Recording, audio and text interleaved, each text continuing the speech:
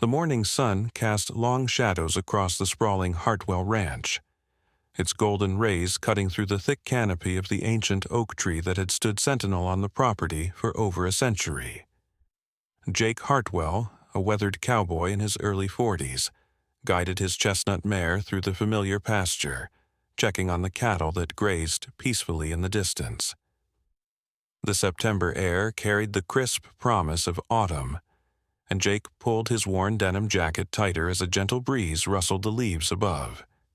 He'd been working this land for 20 years, ever since his father passed and left him the ranch, but something felt different this morning. His horse, Bella, seemed agitated, her ears perked and constantly turning toward the massive oak. "Easy, girl," Jake murmured, patting Bella's neck as she nickered softly and stepped closer to the tree. That's when he heard it. A soft whimper, barely audible above the morning bird song. Jake's weathered hands tightened on the reins as he looked up into the dense foliage of the oak. Among the branches, about 15 feet up, he glimpsed something that made his heart skip a beat. A flash of dirty fabric and what looked like a small bare foot. "Hello?" Jake called out, his voice gentle but concerned. "Someone up there?" Silence. Then the rustling of leaves as whatever was in the tree tried to hide deeper in the branches. Jake dismounted carefully, his boots hitting the hard-packed earth with a soft thud. He approached the base of the tree slowly, his hands visible and non-threatening. Years of working with skittish horses had taught him patience. "My name's Jake," he said, looking up into the canopy. "This is my ranch. I'm not going to hurt you, but I need to know if you're okay up there." A small face appeared between the leaves. Pale, dirt-streaked, with wide brown eyes that held a mixture of fear and exhaustion. It was a girl, couldn't be more than 10 or 11 years old, with tangled dark hair and clothes that looked like they hadn't been changed in weeks.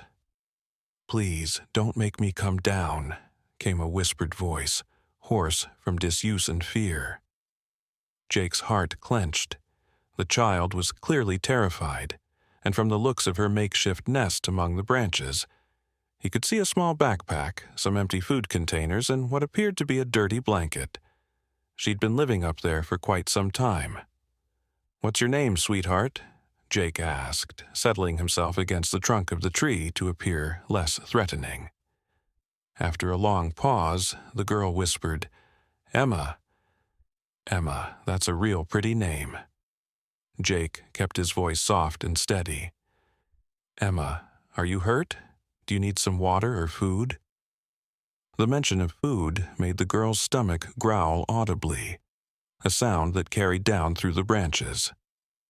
Jake reached into his saddlebag and pulled out a granola bar and a bottle of water. "I'm going to leave these right here at the base of the tree," he said, placing them carefully on the ground. "You can come get them whenever you feel ready." Emma's eyes followed his every movement, and Jake could see the internal battle playing out on her young face, the desperate need for sustenance warring with deep-seated fear and mistrust. "Emma, where are your parents? Where's your family?" The question hit like a physical blow. Emma's face crumpled, and she pressed herself further back into the branches. When she spoke, her voice was barely a whisper carried on the wind. "Mama's gone. She just drove away one morning and never came back. Said she was going to the store, but that was—" Emma paused, counting on her fingers. "That was when the leaves were still green. They're yellow now." Jake felt a cold rage building in his chest, not at the child, but at whatever circumstances had led to a little girl living in a tree for weeks, surviving on scraps and rainwater. He forced himself to remain calm, knowing that any sudden emotion might spook her further. "How long have you been up there, Emma?" "I don't know. Long time. The man came to the house after Mama left, said we had to get out. I ran. I remembered this tree from when Mama used to bring me here to pick blackberries." Jake's mind raced. The abandoned Henderson place was about 3 miles through the woods. He'd heard it had been foreclosed on recently. This brave little girl had been surviving on her own, hiding from the world in the branches of his oak tree. "Emma, I want to help you, but I need you to trust me. Can you do that?" The girl studied his face for a long moment, her young eyes holding wisdom no child should possess. Finally, she nodded slightly. "I'm scared," she admitted. "I know you are, sweetheart, but you don't have to be scared anymore." As Jake sat beneath the oak tree, watching the frightened child above, he made a silent promise. Whatever it took, he was going to make sure Emma was safe. The leaves rustled gently in the breeze, and for the first time in weeks, Emma allowed herself to hope that maybe, just maybe, someone cared enough to help her find her way home. 3 days had passed since Jake first discovered Emma in the oak tree, and each morning he returned with food, water, and gentle conversation. Today, he brought something different, a thermos of hot chocolate, and a worn paperback book he'd found in his late mother's things. "Morning, Emma," Jake called softly as he approached the tree. He'd learned to announce himself from a distance, giving her time to prepare for his presence. "Good morning, Mr. Jake," came the response from above, stronger now than it had been that first day. Jake smiled at the small progress. She was talking more, and yesterday she'd even climbed down to retrieve the food while he stepped away to give her privacy. Trust was building. Slowly but surely. "I brought you something warm today," he said, setting down a small camping chair he'd started bringing. "Hot chocolate. My mama used to make it for me when I was about your age." The branches rustled, and Emma's face appeared between the leaves. Her cheeks had a bit more color now, and her eyes seemed less wild, though still cautious. "Your mama?" she asked. "Yeah, she passed when I was 16. But she used to say that hot chocolate could cure just about anything. Scraped knees, bad dreams, lonely days."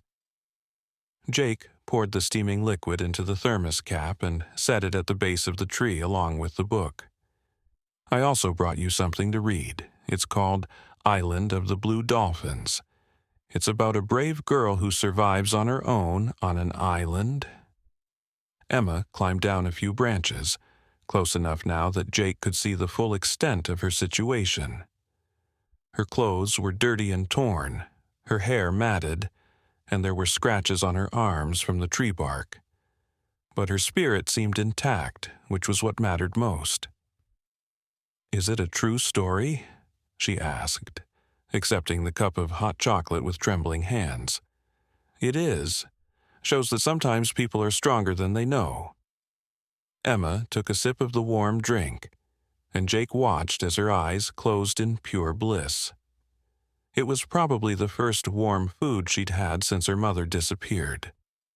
"Mr. Jake," Emma said after a long silence, "what's going to happen to me?" It was the question Jake had been dreading, not because he didn't want to help, but because he wasn't sure of the legal complexities involved. He'd spent the past few days on the phone with social services, explaining the situation, trying to navigate the system. "I don't know, Emma, but I know that whether she does or doesn't, you deserve to be somewhere safe and warm, with people who care about you." Emma nodded slowly, wiping her nose with the back of her sleeve. "The tree's getting cold at night." "I bet it is. Winter's coming, and that tree won't keep you warm much longer." "I know," Emma said quietly. "I've been thinking, maybe it's time to come down." Jake's heart swelled with hope, but he kept his voice steady. "Only when you're ready, sweetheart. No pressure." Emma finished her hot chocolate and handed the empty cup down to Jake. "Mr. Jake, if I come down, will you stay with me? When the people come to ask questions and decide what to do with me." "Every step of the way," Jake promised, and this time he knew it was a promise he could keep. As the sun climbed higher in the Texas sky, Emma made her decision. Slowly, carefully, she began to climb down from the oak tree that had been her sanctuary, her prison, and her home. Jake stood ready to catch her if she fell, but more importantly, he stood ready to catch her when she finally hit the ground and had to face whatever came next. When Emma's feet finally touched the earth after weeks in the branches, she looked up at Jake with tears in her eyes. "I'm scared," she whispered. "I know," Jake replied, kneeling down to her level. "But you're not alone anymore."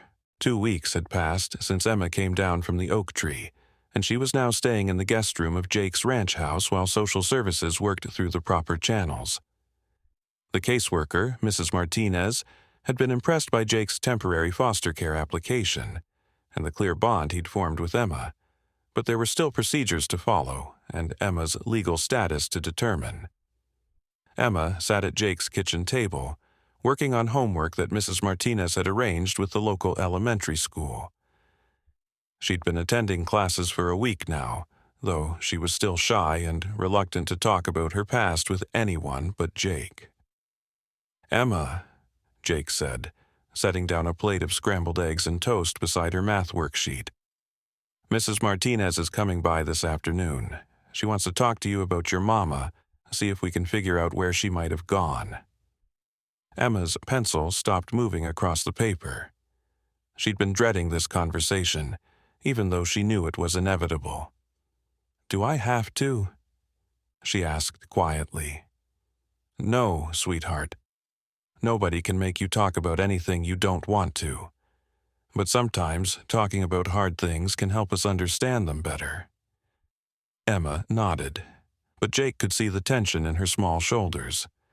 Over the past 2 weeks, she'd shared bits and pieces of her story with him. How her mother, Sarah Henderson, had been struggling with depression and financial problems after Emma's father left when Emma was 7. How they'd moved from apartment to apartment, always one step ahead of eviction notices. How her mother had started sleeping more and more, leaving Emma to fend for herself even before the final abandonment.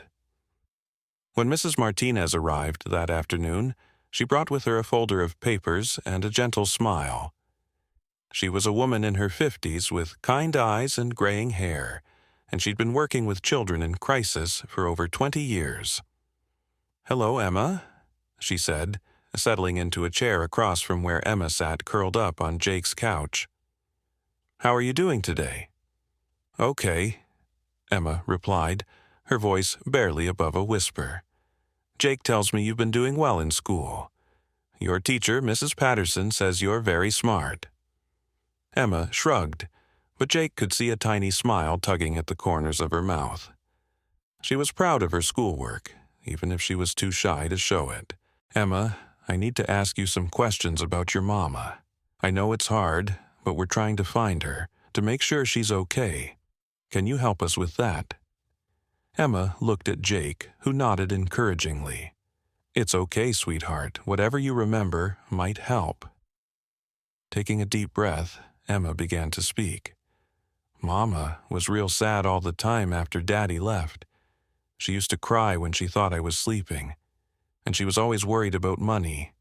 I heard her on the phone sometimes, talking to people about bills and rent." Mrs. Martinez took notes as Emma spoke, her expression gentle and non-judgmental. "Do you remember the last morning before your mama left? Can you tell me what happened?" Emma's hands twisted in her lap. She was different that morning. She got dressed up real nice, like she was going somewhere important. "She told me she was going to the store to get groceries, and that I should stay inside and watch TV until she got back." "Did she take anything with her? Suitcases, bags?" Emma nodded slowly. "Her big purse, the one she only used for special occasions, and I think I saw her put some of her clothes in the car while I was eating breakfast." Jake and Mrs. Martinez exchanged glances. It sounded like Sarah Henderson had planned her departure, which made the abandonment even more devastating. "Emma, did your mama ever mention any place she might want to go? family in another state, friends she might visit. She used to talk about her sister in California sometimes, Aunt Linda, but they hadn't talked in years because of some fight they had. Emma paused, thinking. And she had a friend from high school, Jessica, who lived in Florida. Mama would look at her pictures on Facebook sometimes and say she wished things had turned out different. Mrs. Martinez wrote down the names. "Do you know Aunt Linda's last name? Or Jessica's?" Emma shook her head. "Aunt Linda has the same last name as Mama used to have before she married Daddy, but I don't remember what it was." They talked for another hour, with Emma sharing every detail she could remember. How her mother had been taking pills that made her sleepy, how she'd stopped cooking regular meals and often forgot to buy groceries, how she'd started talking about how Emma would be better off without her. When Mrs. Martinez finally packed up her notes, she turned to Jake. "I'm going to contact the authorities in California and Florida, see if we can trace any family connections. We'll also check hospital records and social services in those states." After Mrs. Martinez left, Emma curled up next to Jake on the couch, emotionally drained from the conversation. "Mr. Jake, what if we find Mama and she still doesn't want me?" Jake's arm tightened around the little girl who had become so precious to him. "Then we'll figure out what comes next. But Emma, I need you to know something. No matter what happens with your Mama, you'll always have a place here with me if you want it." Emma looked up at him with wide eyes. "Really?" "Even if I'm not really your family." "Sweetheart, family isn't just about blood. It's about people who choose to love and take care of each other. And I choose you." As they sat together watching the sunset through the window, Emma felt something she hadn't experienced in months, the security of knowing someone wanted her around. Outside, the oak tree stood tall against the evening sky, its branches now empty, but forever part of her story. 3 days later, Mrs. Martinez called with news. They'd found Sarah Henderson in a psychiatric facility in San Diego, California. She'd been admitted after a suicide attempt 6 weeks earlier, and was now receiving the mental health treatment she desperately needed. But when asked about Emma, Sarah had broken down, saying she'd given her daughter up because she believed Emma deserved better than what she could provide. The news was both a relief and a heartbreak. Emma's mother was alive and getting help, but she had no plans to return for her daughter. "What does this mean?" Emma asked when Jake gently shared the news. "It means your Mama is getting the help she needs to get better. And it means we can start the process of making this your permanent home, if that's what you want." Emma was quiet for a long time, processing the finality of it all. When she finally spoke, her voice was steady and sure. "I want to stay here, Mr. Jake, with you. This feels like home." 6 months had passed since Emma first climbed down from the oak tree, and spring was painting the Texas landscape in vibrant greens and wildflower blues. The adoption paperwork had been finalized 3 weeks ago, and Emma Henderson was now officially Emma Hartwell, daughter of Jake Hartwell. The transformation in both their lives had been remarkable. Emma had blossomed in school, making friends, and even joining the 4-H club where she was learning to care for a young calf named Buttercup. Her nightmares had gradually faded, replaced by dreams of barrel racing and college scholarships. Jake, meanwhile, had discovered that being a father came as naturally as breathing, and the ranch house that had once echoed with loneliness now rang with laughter and the daily chaos of a growing child. On this particular Saturday morning, Emma sat on the porch swing, reading the latest letter from her mother. They'd been corresponding for 3 months now, tentative communications that were helping both Emma and Sarah heal from their shared trauma. "What does she say this time?" Jake asked, settling down beside her with 2 glasses of lemonade. "She's doing really good in her program," Emma replied, carefully folding the letter. She's learning about her depression and how to manage it. And she's working in the facility's garden now. She says it reminds her of when we used to grow tomatoes on our apartment balcony. Jake nodded, proud of how maturely Emma was handling these communications. Dr. Stevens, the family therapist they'd been seeing, had helped Emma understand that her mother's abandonment was about Sarah's illness, not about Emma's worth as a person. "She wants to come visit in the summer," Emma continued, then quickly added, "but only if I want her to. She knows this is my home now, and she respects that."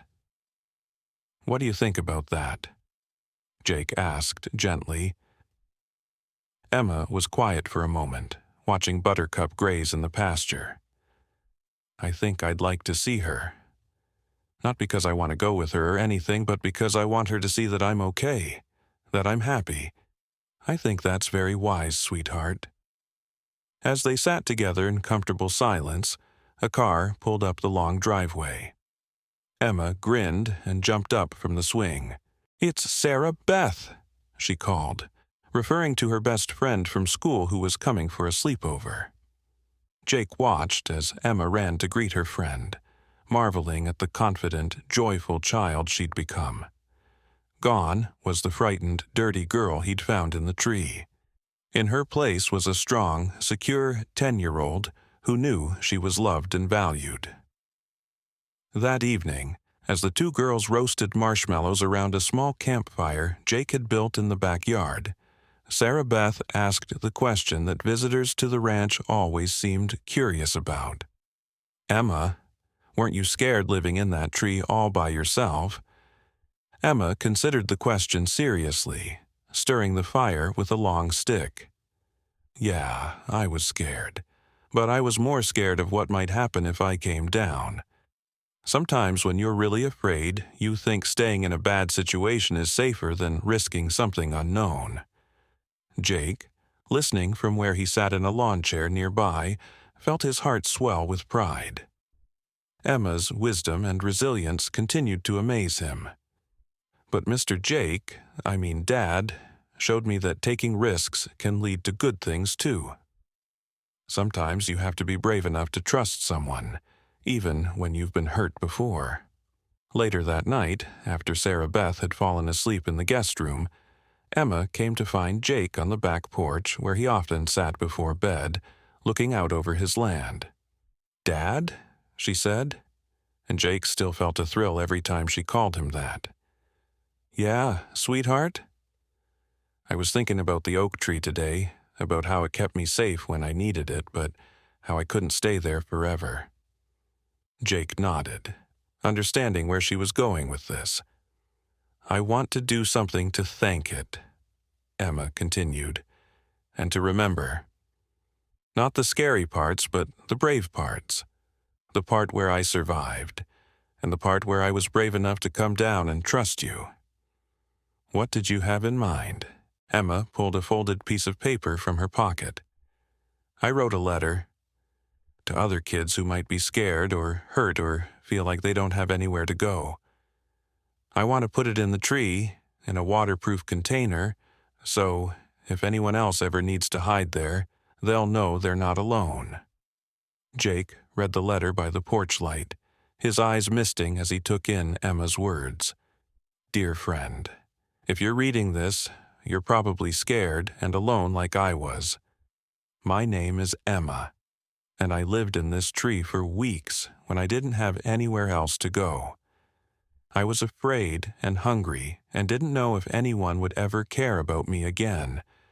But I want you to know that there are good people in the world, people who will help you if you let them. It's scary to trust someone new, especially if you've been hurt before. But sometimes the scariest thing, climbing down from your safe place, is the thing that leads to the best parts of your life. You are braver than you know. You are stronger than you think, and you deserve to be loved and safe and happy. Don't give up. Better days are coming. Your friend, Emma Hartwell." The next morning, Jake and Emma walked out to the oak tree together. Jake had brought a small metal box that would protect the letter from weather, and Emma had added a granola bar and a bottle of water, the same things Jake had offered her that first day. As they secured the box in a hollow of the tree, Emma looked up at the branches that had once been her home. "Thank you," she whispered to the tree, "for keeping me safe until Dad found me." Walking back to the house hand in hand, Emma suddenly stopped and looked back at the oak tree one more time. "What is it, sweetheart?" Jake asked. "I was just thinking, that tree will be there for a really long time, and now our story is part of it. Other people will come and go, but this tree will remember that sometimes scared little girls can become happy daughters, and sometimes lonely cowboys become dads." Jake squeezed her hand, his heart full to bursting. "That's right, Emma. That's exactly right." As they walked toward the house where breakfast was waiting and another day of their new life together was beginning, the oak tree stood sentinel over the land, its branches reaching toward the sky, holding within its trunk the story of love found in the most unexpected places, and second chances that bloomed like wildflowers after a long, hard winter. In the distance, Buttercup mooed softly, calling for her breakfast, and Emma laughed as she ran toward the barn to tend to her calf. Jake followed more slowly, savoring the sound of his daughter's laughter echoing across the land that was now truly home to both of them. The cowboy had found a girl sleeping in a tree, but what he'd really found was the missing piece of his heart. And Emma had discovered that sometimes the end of one story is just the beginning of a much better one.